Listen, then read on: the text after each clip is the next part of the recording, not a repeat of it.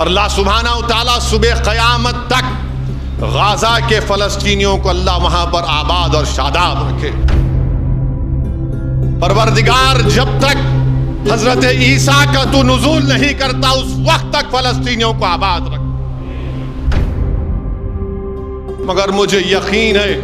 کہ اللہ سبحانہ و تعالیٰ ضرور ان فلسطینیوں کو سرخرو کرے گا، اللہ ان کو کامیاب کرے گا، اللہ ان کو غلبہ دے گا انشاءاللہ تعالیٰ۔ یہ دنیا جو بڑا مسلمانوں کو مساوات کا درس دیتی ہے، ارے تمہارے کون سے مساوات ہیں کہ 30,000 لوگ مر گئے مگر تمہاری زبانوں پر اسرائیلیوں کو ظالم تم نہیں کہہ سکتے۔ 1 گھنٹے میں تم سفر طے کر سکتے مگر تم کو فکر نہیں ہے، تم اپنے شاہی محلات میں موج منا رہے، مناؤ موج۔ یہ دنیا ختم ہوگی، یاد رکھو۔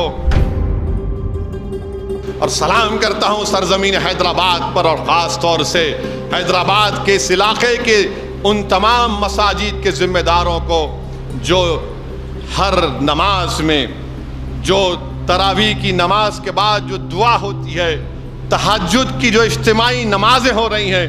اس میں رو رو کر اللہ سے بھیک مانگ رہے ہیں کہ اللہ فلسطینیوں پر رحم فرما دے۔ میرے بھائی، یہی تو خصوصیت ہے ہماری سرزمین کی۔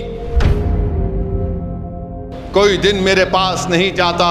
کہ لوگ فون کر کے پوچھتے ہیں کہ بتاؤ کیسے ان کی مدد کر سکتے ہم۔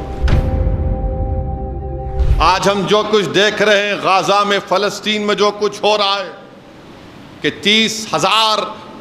لوگوں کی موت، جس میں 11,000 سے زائد معصوم بچے، 12,000 سے زائد خواتین، 60,000 سے زیادہ لوگ زخمی، جس میں آج کی تاریخ میں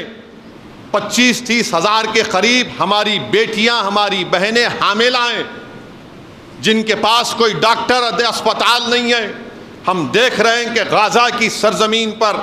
3 بڑے اسپتال تھے، ان کو کھنڈیر میں ظالم اسرائیلیوں نے تبدیل کر دیا۔ الشفا ہاسپٹل میں ظالم اسرائیلی اپنی فوج کے ساتھ گھس کر 100 خواتین کی عصمت ریزی کرتے ہیں،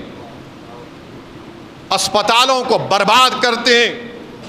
20 لاکھ کی آبادی غازہ کی، 12 لاکھ لوگ آج بے گھر ہو چکے ہیں۔ ان کے پاس گھر نہیں ہے، سر پہ سایہ نہیں ہے، مگر سلام کرتا ہوں میں ان غازہ کے ان غیور مجاہدین کو۔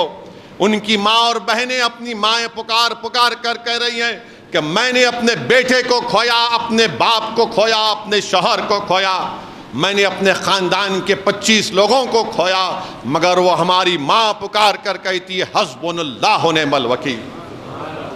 حسبنا اللہ و نعم الوکیل۔ گھر برباد ہو گیا ہے۔ ایک باپ اپنے معصوم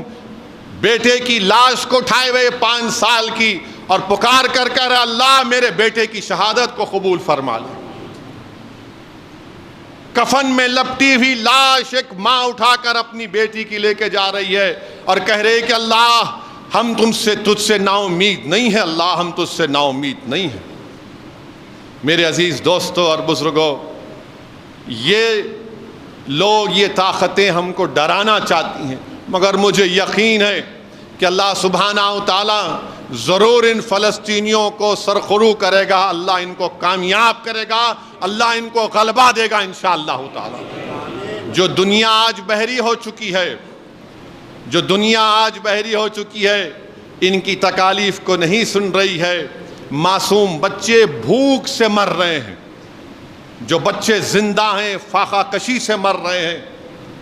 دوائیں نہیں ہیں ان کے پاس، مگر دنیا اندھی ہو چکی ہے،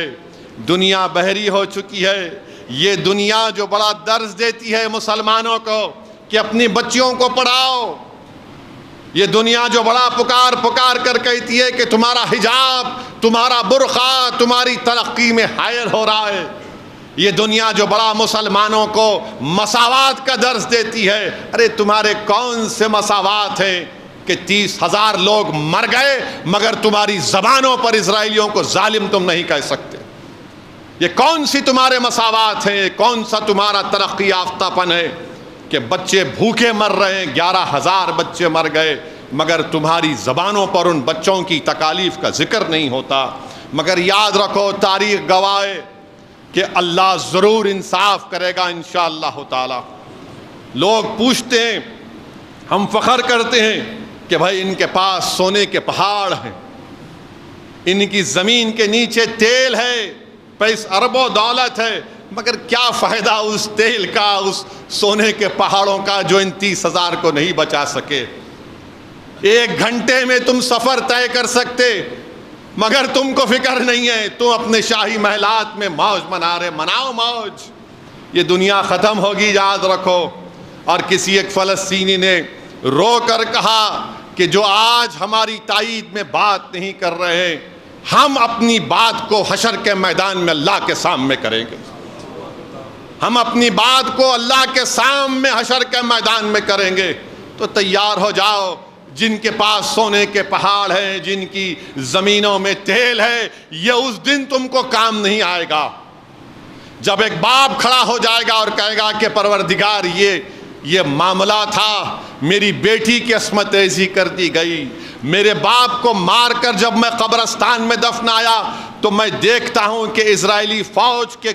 ظالم لوگ بلڈوزروں سے میرے باپ کی لاش کو نکال کر اپنے کتوں کے حوالے کرتے ہیں کہ کھاؤ میرے باپ کی لاش کو۔ تو جب ان کو جواب دینا پڑے گا، ان کو بتانا پڑے گا، مگر ہم سرزمین حیدرآباد میں بیٹھ کر کم سے کم ہم جذبات سے ان سے اظہار یگانیت کر سکتے ہیں۔ یہ سب سے کم ایمان کی نشانی ہے کہ کم سے کم ہم جذبات سے ان معصوم فلسطینیوں کو ہم اپنا پیغام دے سکتے ہیں کہ ہم ضرور تمہاری تکلیف کو محسوس کر رہے ہیں، ضرور تمہاری اس بربادی کو، تمہاری شہادتوں کو، تمہارے بچوں کے یتیم ہو کر ہم جو دیکھتے ہیں، یقیناً ہماری آنکھ میں آنسو آتے ہیں۔ اور سلام کرتا ہوں سرزمین حیدرآباد پر، اور خاص طور سے حیدرآباد کے اس علاقے کے ان تمام مساجد کے ذمہ داروں کو جو ہر نماز میں، جو تراویح کی نماز کے بعد جو دعا ہوتی ہے، تہجد کی جو اجتماعی نمازیں ہو رہی ہیں، اس میں رو رو کر اللہ سے بھیک مانگ رہے ہیں کہ اللہ فلسطینیوں پر رحم فرما دے۔ میرے بھائی، یہی تو خصوصیت ہے ہماری سرزمین کی، یہی تو خصوصیت ہے، یہی تو مزاج ہے ہمارا کہ ہم ان غزہ کے فلسطینیوں کی تکلیف کو محسوس کرتے ہیں۔ کوئی دن میرے پاس نہیں جاتا کہ لوگ فون کر کے پوچھتے ہیں کہ بتاؤ کیسے ان کی مدد کر سکتے، ہم کیسے ان تک ہم کچھ امداد پہنچا سکتے ہیں۔ میں ان کو کہتا ہوں کہ اللہ آپ کے جذبے کو سلامت رکھے، مگر ہماری حکومت جب تک ایک اعلان نہیں کرے گی ہم کچھ مدد نہیں کر سکتے۔ مگر میرے بھائی، اللہ نے آپ کو اور ہم کو ایک بہت بڑا ہتھیار دیا ہے، وہ ہتھیار ہمارے ہاتھ ہیں،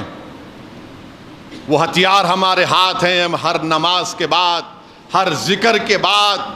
اللہ سے دعا کرتے رہیں کہ پروردگار جو آج یہ بے و سر و سامانی کے عالم میں یہ فلسطینی، اللہ تو ان کو رحم فرما دے۔ اللہ سے دعا کرتے رہیے کہ اللہ رزاق، اللہ ان کو رزق دے دے، اللہ شافی، اللہ ان کو شفا دے دے، اللہ غیب سے ان کی مدد فرما دے، اور اللہ سبحانہ و تعالیٰ صبح قیامت تک غزہ کے فلسطینیوں کو اللہ وہاں پر آباد اور شاداب رکھے۔ پروردگار جب تک حضرت عیسیٰ کا تو نزول نہیں کرتا اس وقت تک فلسطینیوں کو آباد رکھ۔ اللہ وہ مسجد جہاں پر آج دمشق میں حدیث شریف میں آیا کہ حضرت عیسیٰ علیہ السلام آئیں گے، پروردگار اس وقت تک ان فلسطینیوں کو آباد اور شاداب رکھ میرے مولا۔